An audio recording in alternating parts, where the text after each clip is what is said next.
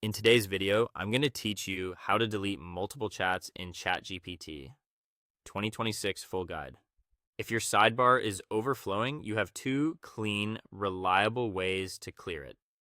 Archiving, which hides conversations but lets you bring them back, and permanent deletion, which erases them for good. I'll walk you through both and share a couple of quick fixes if the interface doesn't update right away. First, archiving all chats, also known as a soft delete. Open ChatGPT in your browser and sign in.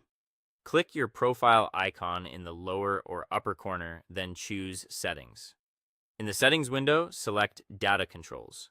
Here, look for Archive All Chats.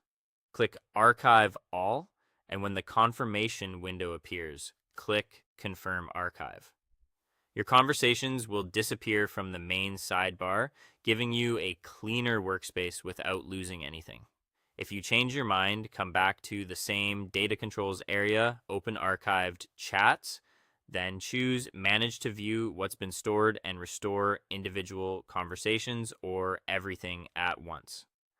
Archiving is ideal if you want to declutter, prepare for a presentation, or temporarily hide sensitive threads without deleting your history.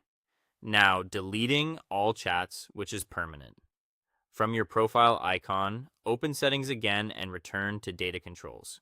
Locate Delete All Chats and click Delete All. You may be asked to verify that you want to proceed just to ensure this is intentional. After that prompt, click Confirm Deletion. The home screen chat list will be completely cleared. This action cannot be undone by you or by the system, so use it when you're certain you no longer need the content and want maximum privacy. Here's a quick way to remember the difference.